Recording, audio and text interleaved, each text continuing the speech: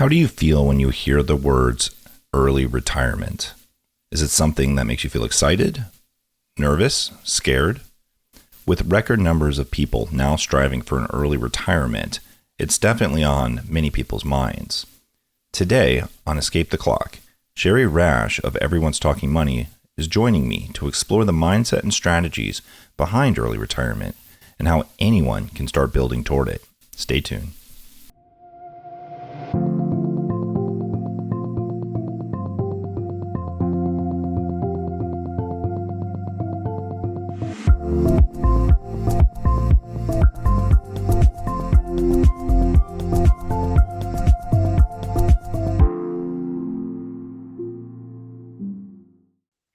Hey, all.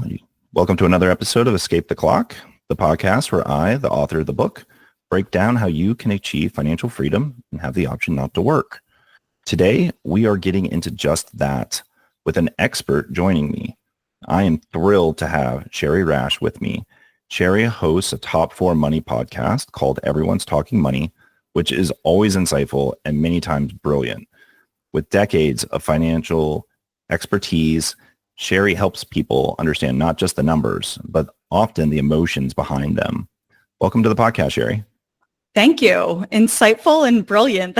That's a lot to live up to today.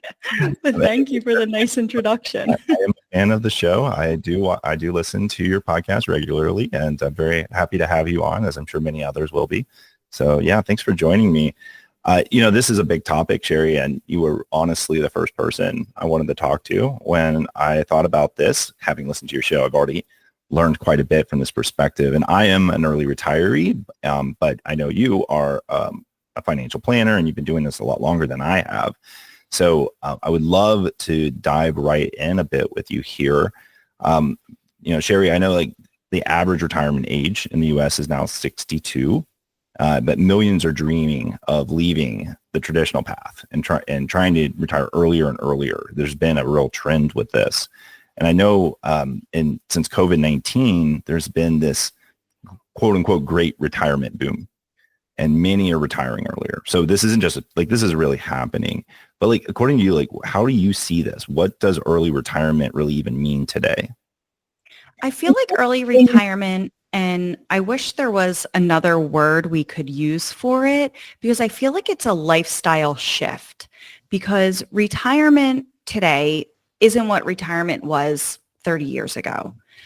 Most of my clients that are retiring today, they're retiring and they did a good job saving. They did all the right things, but they're not just like hanging it up and saying, okay, I'm done and now I'm living a life of leisure. A lot of them have phased into retirement. So they kept agreements with their employers to stay on for 1 or 2 years as a consultant and work that way. So they kind of like eased themselves into retirement. And I think that's a really great idea, because for so many people, we're not retiring with the pensions, right? It's up to us to save. And I think we don't trust ourselves that we have enough. So it's like, well, if I can kind of phase into it and retire, but still make some money, I think that really helps people versus ripping off the Band-Aid. Or even the early retirement to me is like a lifestyle switch. Like, I want to get out of my industry. I've worked really hard here for, so long, but I want to do something different. And in early retirement, I thinking back in my career trajectory, I actually early retired. And now I'm doing what I'm doing. I wasn't always a financial advisor. I was in the back end of it. I worked for money managers and annuity companies at different points in time. And I actually was behind the scenes helping advisors. So I would travel the country, talking with advisors, understanding their businesses, what did they want to do, what products do they offer their clients, and really help their messaging. And I did that from when I was 23 until I was 34. So that was a really long time to wake up in a different city every day, thousands and thousands and thousands of airline miles, lots of hotel nights. And I loved it, but it wasn't something with having 2 children and then 2 more on the way. It was not something I could do forever. So I technically early retired from that part of my career and started my business and then started the podcast. And it kind of came from there, but the early retirement, quote unquote, was giving me the time home and the flexibility that I didn't have before. Yeah, and when I meet with folks, I'm noticing there are the people like me who are working very deliberately towards it, like that transition that you mentioned. But also, when I meet with folks, I hear people who kind of just stumbled into it. They weren't actually working towards it. And I'm thinking of someone in particular right now who he was laid off from work, and he realized he was doing just as well without his job. He was actually doing like trading and other things and making good money, and got to a point where when he had the option to go back to work, he decided he didn't really want to. He decided he'd stay in that kind of quote unquote early retirement. So let me ask you then, the statistics show that the average age of retirement in the U.S. is 62, like I mentioned. And that's up from the age of 57 since 1991. But many people, when you ask them, they still say that they anticipate retiring between 65 and 66, so later in life. And at the same time, 20% of Americans over 50 have no retirement savings. These are just statistics that are out there, and I'll put all these in the show notes where you can see all this stuff. So, Shari, in your view, what are the primary factors behind this discrepancy between these expected and actual retirement ages that people find themselves in? And in particular, what strategies do you think people should start thinking about and prioritizing to prevent falling into an at-risk group where you're not prepared either for an unexpected retirement or for a later standard retirement? Well, I think the discrepancy between when you want to retire and when we actually are retiring is that, like you mentioned, that one gentleman, he got laid off. It forced him to make a change. And who knows if he would have ever thought differently, and he would have continued in his career if he never got laid off. But so many of us, we find ourselves losing our jobs, getting laid off, our positions eliminated, or in physical labor, we just physically cannot do the job anymore. So I think that that's where we see the discrepancy of, well, I'd like to retire in my late 60s, but life happens, things happen, and it ends up happening sooner. That's my guess. Or it's, I'm just done. I'm fed up. I have 2 clients this year that retired. They are both 60. And they were planning on working until at least 65. And they both had the means. They have the means to retire now, but they're like, I'm going to work. What else would I do with my time? And they just got fed up with their jobs. They were just done. They were done. They called me and they're completely, they're not connected, completely separate incidents.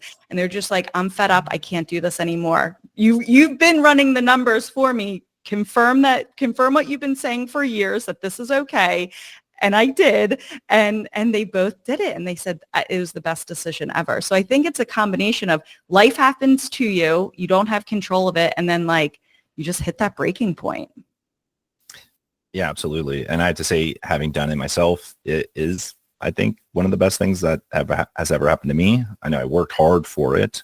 I was feeling quite burned out with my own job, but I was also called crazy for what I was doing because I was at a peak income earning time of my career and just not of an age that's typical for that, right? And so there can be a large reconciliation that can happen in your own mind about, hey, am I going to really take this leap?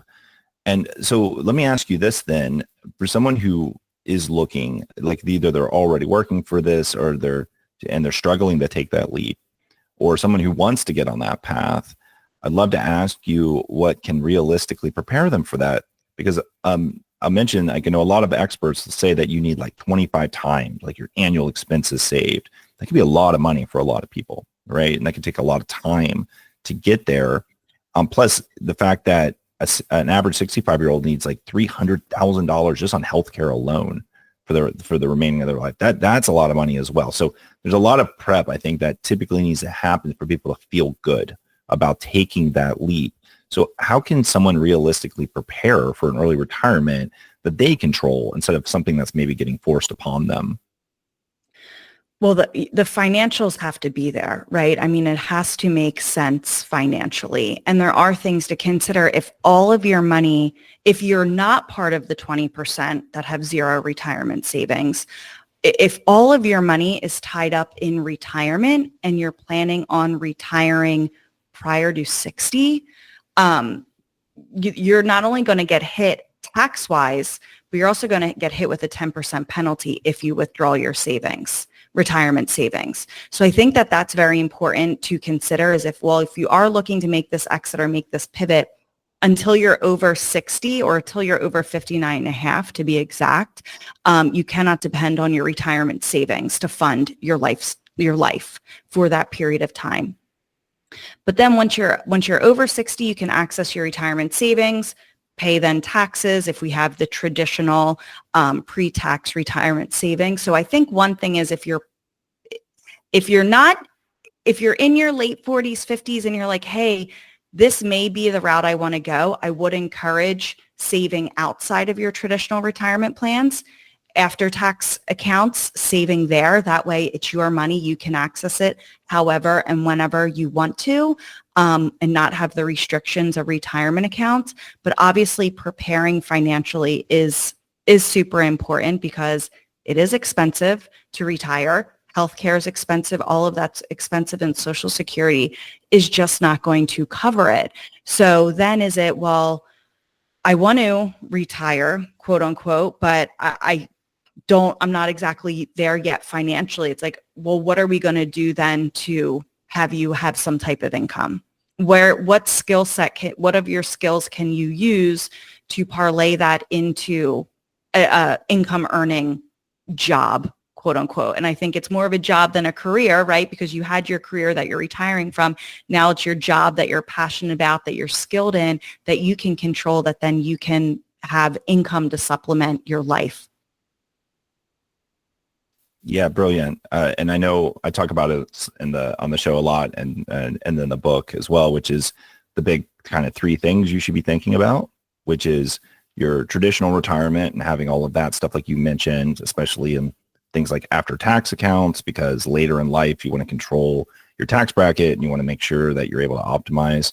But then having that bridge years funded and brokerage accounts and other things like that, helping you sustain without touching your retirement accounts so that you can make it, because you're planning these things kind of separately.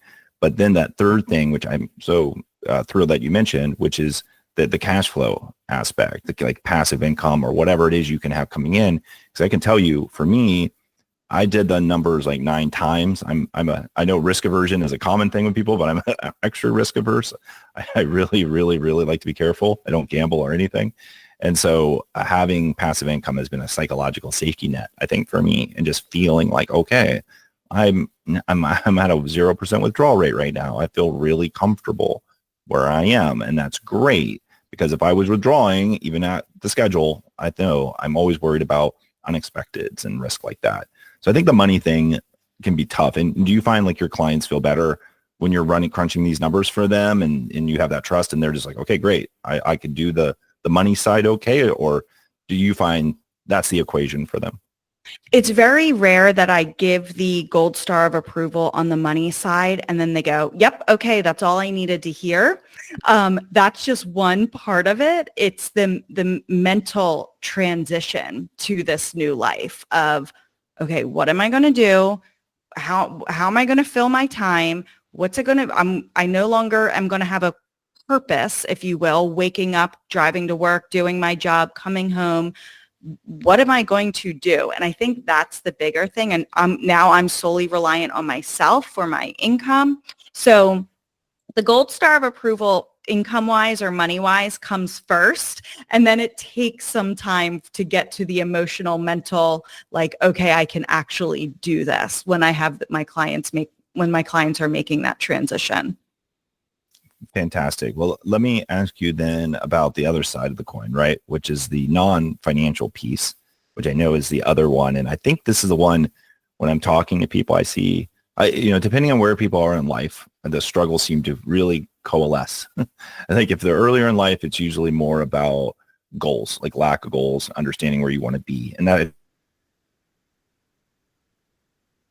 But I think people more middle age and working, it's more about leap. Like, how do I feel psychologically ready to do this thing? And then I think people who are in a retirement, I think they usually figure out what their purpose are. They're usually more okay. It's more about optimizations and just, getting a little further ahead with what they have. But anyway, let me ask you about the non-financial for a moment, because, we'll hear a lot about the money side of things, but studies actually show that about 20 to 30% higher risk is on the depression side. And in particular, people don't have strong social connections or a purpose. That will actually exacerbate that. So on top of that, nearly 2/3 of retirees will say that they've underestimated the non-financial aspects of retirement. So it's almost like we over-prepare for the money stuff. Like, we know that's a problem, but we kind of neglect that other part. When you're working with clients, how is that coming up, and what kind of things are you typically helping them with? Yeah, I mean, you're so right. We all we focus on is the money. Do I have enough money to retire? Can I retire? Do the financials make sense? But then we don't think about, well, what are we going to do with our money when we do retire? And so I recommend to my clients to start thinking about that a couple years prior to the actual date. So when my clients are about 5 years out from retirement, and that's assuming they're not, giving me the frantic phone call of, can I retire in 6 months? When we're like 5 years out from retirement, I start preparing their finances for retirement, because there are things that we have to protect against and be prepared for and reallocate. But at that same time, I'm starting to have the conversation of, so what are you going to do? Like, tell me your perfect days in retirement, because we can make the joke of, I'm going to sleep until 11, then I'm going to play 18 holes, and then I'm going to have dinner and life's great. That probably can last for like 2 weeks, maybe a month, right? And that's fun. And you should enjoy every minute of that. And that is awesome. And that's what you worked hard for, but that's not sustainable mentally. It just isn't. So the same way you have to prepare your finances, you have to really prepare your mind for retirement. So what are you passionate about? What do you like? What are you into? And it has to be more than just like watching something on TV or whatever it is. It has to be something outside of your household where you're meeting other people. There's organized meetups. And it has to like keep you active in the sense of you're getting up, you're getting dressed, you have to be somewhere at a certain time for a meeting or for a gathering, even if it's lunch, whatever it is, and start preparing and start getting involved in that now. So then it's not like the day you retire, not only do you retire, but it's like, now I have to go make new friends and start this whole new life on top of all of it. So start getting involved now, find your passions now and try different things. And, some might work, some might click, some might not, and that's okay. But at least you're doing it. And so you can start to prepare of, this is what my days are going to look like. And then you're going to get more and more excited because like, hey, they meet for lunch twice a week and I only can go once a month because I'm working. I can't wait till I'm retired so I can now go twice a week. So you have these things to look forward to, but you have a schedule and you know what you're doing and your days are still full. That's so true. And having done it, I can say how true that is for anyone who isn't sure about that, because I know like not having an alarm at first, that's great. But over time, it just kind of feels like a weird long weekend from work. It's like, okay, wait a second, is this real? And then if you just allow it to be like that, this anxiety can kind of creep in about it, and like self-doubt and things can start nagging in there. But if you have that thing that you're excited about, like you actually want to set an alarm to do because you have a schedule and things that you're trying to get done, it really does fill that gap that you might feel like that had been filled from work in a more exciting way. And that intrinsic drive will just get tapped into, and you'll really, really be motivated and feel great about it. So Shari, let me ask you though, on this topic, do you ever have people who struggle with the identity shift though? And maybe not because they have you and you're helping them with this, but do you have anyone that just goes, okay, I tried this and it just didn't work out for me? I haven't had clients yet have that issue. I think that my clients have prepared really well financially and mentally for retirement. I know my one client that retired very abruptly this year. She had a hobby. She was into birding. So she liked to go find different birds and look at them and go on hikes and all of that. And now she's doing that all the time. But she did confide in me, like, what else am I going to do? And I'm like, you got to figure that out, especially if your spouse or partner isn't retired yet. That's a weird shift. That's a weird dynamic. So, and then when they do retire, it's like, go back to work, please. You're driving me nuts. It used to be quiet at home when you would leave for work. But I think that also having a plan with your spouse or partner is super important as well, of if you both aren't retiring at the same time, or if you are, what's that going to look like? So then you can enter it more confidently. And thankfully, I haven't had that issue. I think that might come up as retirement if they find themselves not busy or not have these strategies or plans in place of what they're going to do. Thankfully, I've talked through this with a lot of my clients. So, but we'll see. And it because time can change. Things can always happen. I hope that doesn't happen for any of my clients. But I think if that were, I would just coach them through, like, okay, what are you feeling? What is holding you back? And if it's like, well, I feel like I don't have a plan, it's like, well, let's come up with a plan for your day, or let's go through your perfect day or your perfect week. And what would that look like for you? And also, like, be gentle on yourself. You're not doing something that you've done for 40 some years. Like, you've gotten up and you've gone to work every day for 40 years and now that's gone. This is a major life transition. Be easy on yourself. It's not going to be perfect day one, and it's okay. Just work through it.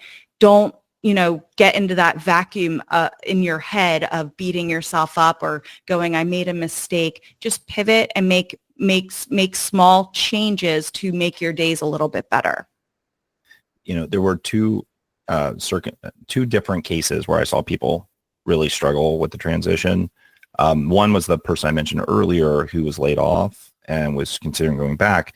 And that really became from, him and his spouse never expected an early retirement. And so his spouse was saying, well, maybe you should go back to work. Isn't that something you're supposed to be doing? And so he was feeling that pressure. And then she's like, I'm fine with you not going back to work, but I'd expect you to take care of the kids more and do more at the house. And so there was this kind of live negotiation and identity reconciliation happening in their lives that was kind of ping-ponging him back and forth with that. And ultimately, he decided to stay home, and he's been fine.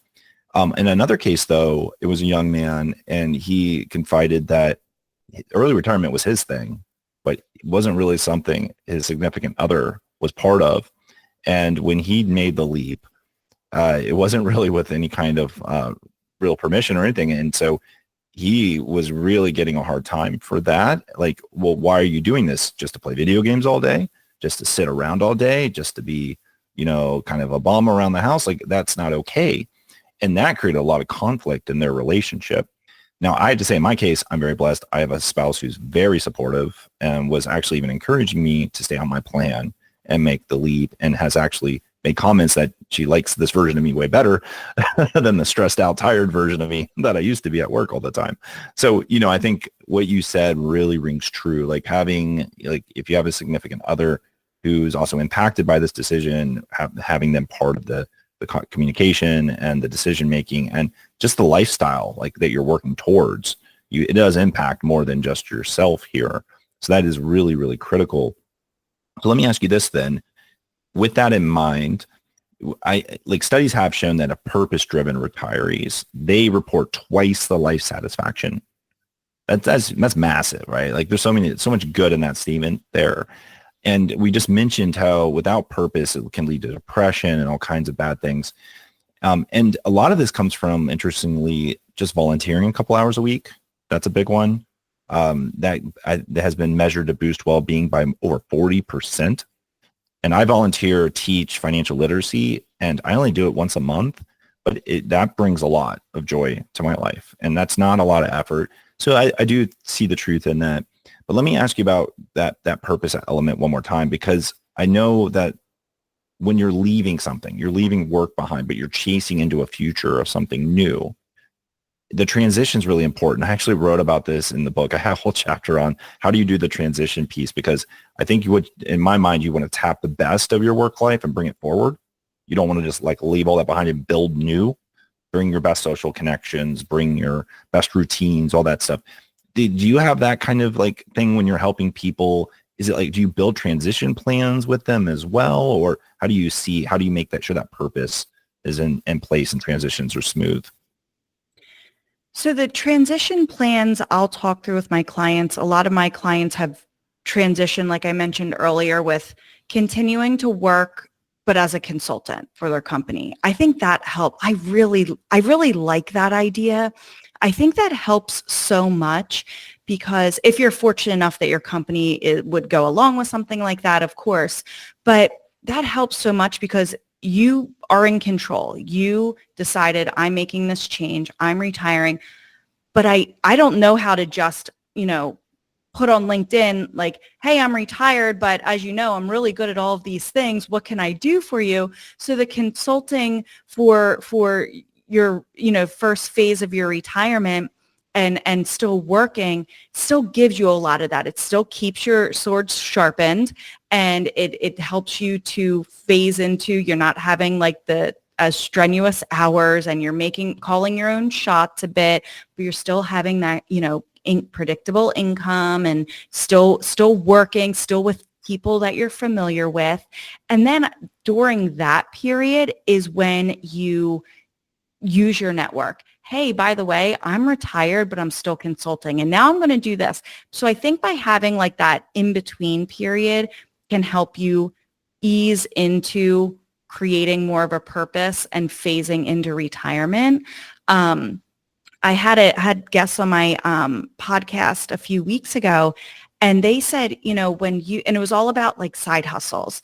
And they said, you should be promoting yourself on LinkedIn, but not in like in the obvious way, like, and make it look like a job interview type thing. But like, hey, this is how I help someone. This is the skill I had, and make it sound very casual. So then like, if you do start a side hustle, it's like, well, of course they did that, like, because they're so good at it. Well, that makes perfect sense. So start positioning yourself that way. Like, I'm retired, but I'm consulting, I'm doing this, or as you're leading up to your retirement or your life switch, and making your network aware of what you're doing and being open about it. Or if you want to just start, making weekly phone calls to a couple of people and staying connected that way. It's so important, because you did what you did for a long period of time and you're good at it. So you can't abandon it, right? And I think you would feel like a part of you is missing as well if you just completely abandon it. So take the parts of your career that you liked and you're really good at, and how can you expand that? But I think like switching from retirement to, okay, now flip the switch and now I'm completely working for myself, and is very hard for someone that worked for someone else for their whole career. Yeah, absolutely. Yeah. Yeah. I get a lot of grief because I say, like, I went into a retirement, but a lot of people don't see that because I'm still active in doing things. Because I find like the earlier you do it, the more energy and interest you still have, and aptitude to go and do these things. I love the deliberate nature of what you just described there. I think that's great. I also avoid using the word early retirement. I try not to use it heavily in the book and things, because it is more about financial freedom. It's about having the luxury of choice, because you've done all the work to make sure you have enough. And it's not having infinite wealth. It's having enough. And once you have enough, then you have your time back. With your time back, you can go and pursue those other things you're interested in. And I love the way that you're talking about, because the way you're talking about it is like you have a purpose in mind, right? And I love the idea that growing a side hustle. I actually just talked about this on the podcast last 2 weeks, which is this, the side hustle you start with in your plan to build your passive income. Once you're in an early retirement, now you have more time. And that is the thing you're already building skills in. You've already had some success in. And you can lean into that. It can help you in a tax situation. It can help you in keeping you busy and driven as well. So that's fantastic. Well, I want to ask you one last question, and a little bit open-ended here, because I want, there's so much ground we covered here, but for anyone listening who might be feeling stuck, they might be going, okay, this is all fantastic. Hopefully, if they're not looking at their retirement or even early retirement, they'll also go and talk to someone today and start getting that on track, because it's important. It takes some planning to do this. But what would you say to folks who feel stuck or even afraid to start? What's something important that you think they should know? I think that we're all going to retire one day, whether by choice or not by choice. So it's going to happen. And, hopefully we're all fortunate enough that we get to that point that it happens to us, or we get to choose for it to happen. And so sticking our heads in the sand and saying, no, it's way too far off, or I don't even know where to start, that's only hurting your future self. And it's only making that day further away for you financially. So I think it's, sitting down with someone, talking with an advisor, a trusted resource that knows finances, that you can just talk to someone about it and what you're thinking and where you are. Just start the conversation with someone. If you're nervous about going to an advisor, start talking to a friend who it appears that they have their act together financially, and just have the conversation. And then start thinking about, and maybe, why are we putting off saving? Is it because you just can't afford it? Or is it because it seems so far away? Or is it like, well, that's not really a motivator for me because I don't even know what retirement would look like, or it's just too much for me to think about? Start thinking of what you would want to fill your days with. What do you want to fill your days with? And let that be your motivation. And like, hey, wouldn't future you really appreciate if you started taking those steps now so you could do all those awesome things you're thinking about? So I think we think, and it's human nature and everyone does it, is we think about today, present day self, and we are really hard on our future selves, and we think future self is going to achieve a whole lot more than maybe what's realistic, or we can live on a whole lot less that's realistic. So in general, we're just really hard on our future selves. So think about that future person, start putting plans in place, start having conversations, and be nice to them, because they're really going to appreciate what you did today. Absolutely. Thank you so much, Shari, for sharing all these insights. How can listeners find you, connect with you and your show? Yeah, my show is called Everyone's Talking Money. So it's everywhere you listen to podcasts. So just search Everyone's Talking Money, and it's TALKIN. And then my firm is called GWA Wealth. So if you just go to gwawealth.com, you can learn more about me and how I work with my clients there. Thanks again so much, Shari. I really appreciate having you on the show. And everyone out there, I really hope that this was helpful. Again, I do offer free one-on-one planning help. So if you just need help getting started, you can always schedule time with me at my site. And thanks again, Shari. And I'm sure I'd love to have you back sometime to chat more on these topics.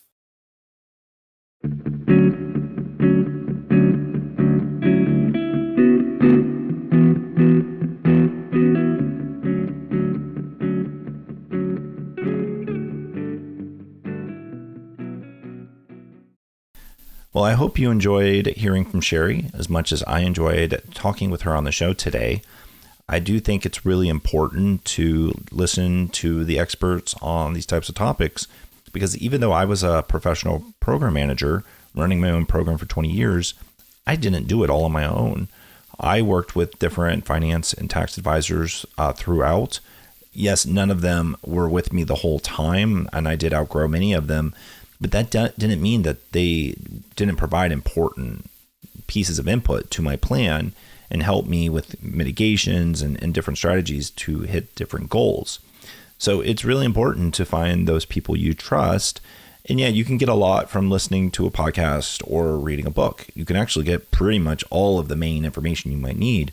But just being able to talk it through with someone you trust, especially someone who's qualified to work with you, like a certified financial advisor can do, that can make a big difference. So I really think having Shari on here today was a really good thing for us to be able to hear from a person who does this for a living and who has been very successful with helping people make these transitions. Because ultimately, an early retirement, it is a big life milestone. It isn't running away from a job. It's about intentionally running towards something that you've designed. And as Shari so powerfully reminded us, The numbers are just a tool to that.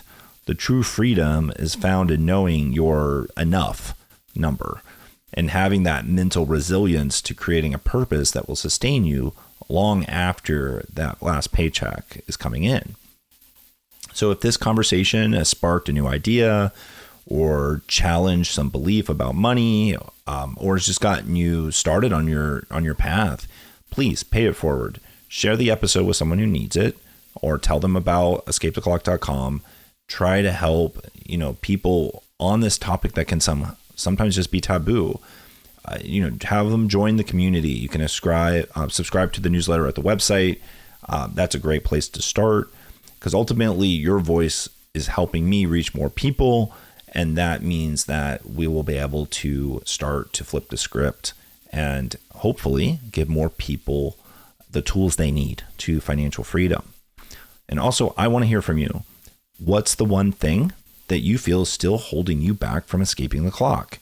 Send me an email at escapetheclockmedia@gmail.com, or leave a comment on the show's page in the comments for this episode, and I might just feature your answer in an upcoming episode. Thank you so much for listening, and best of luck escaping the clock.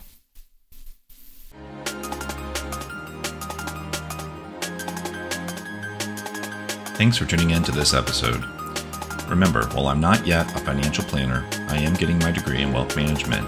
You should take anything you've heard here as tips and advice to making your plan. To learn more, visit www.escapetheclock.com. There, you can find the book, resources, including the planner, and you can even schedule time with me. Please remember to like and subscribe so you don't miss an episode. Thanks for tuning in, and I'll catch you next time.